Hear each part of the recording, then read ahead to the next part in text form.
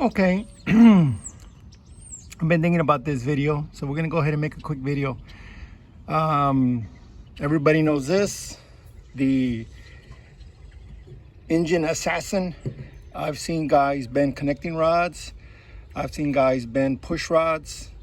I've seen guys blow rings. I've seen guys blow head gaskets by using the engine assassin. And it's not the fault of the product, it's the fault of the person using it. So extremely good, especially in cold weather.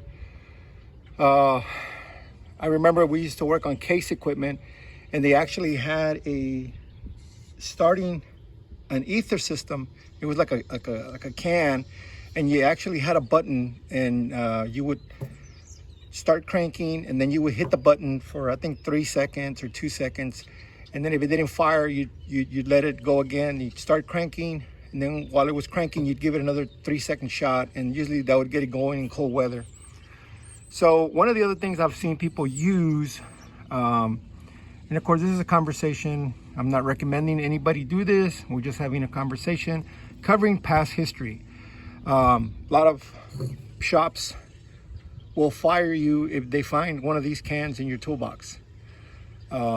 They're not allowed. I've actually seen a guy, it was a Dynapack with a little Cummins, little 3.9 I think, and they gave it so much ether, it took off and it ran away, and then it kicked the rod out the side, and when the rod came out the side, it caught the guy in the chest and sent him flying about 10 feet, 15 feet back, and he had to go to the hospital. Anyway, we're gonna move on.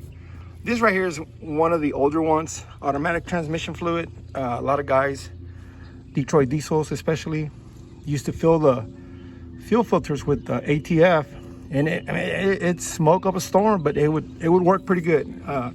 53 series, 71 series, 92 series, fuel pincher 8.2. ATF was the go-to on Detroit diesel. I've seen that, and like I said, it used to work on the Detroit diesels, which a lot of people don't even know what a 53 or 71 or 92 or even a fuel pincher is, because they're so long gone. And they worked on them. The next one is the gasoline in a rag. You soak a rag with gas and you put it near the air filter. If you have a heater grid, you have to disconnect it because you could have an explosion. I've seen a few of those firsthand.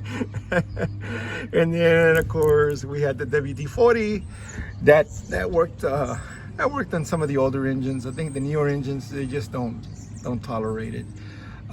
Brake clean. Brake clean ain't what it used to be. This one, as you can tell, is non-flammable. And it's so far from what brake clean used to be. I remember if you had a rag with brake clean, you put it in your pocket, within about 5 minutes you would be removing your pants, because that brake clean was just, it was something else.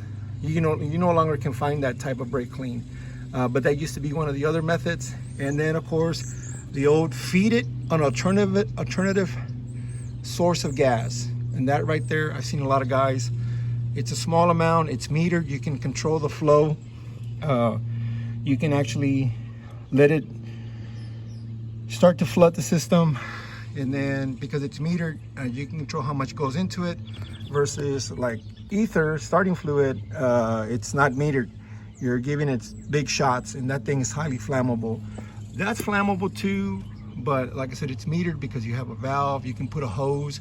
I've seen guys put hoses, they'll start cranking, then they'll open the valve and get it going. And so those are some of the methods I've seen over the years for starting a diesel engine that won't start because it caught air. So if you know of another method, why don't you go ahead and share it in the comments below, and then let me know what you think. Again, starting fluid, it's like anything else. If you know what you're doing, it is a good thing to have. You don't know what you're doing, bad thing to have, because it's not the fault of the product, it's the fault of the end user. I think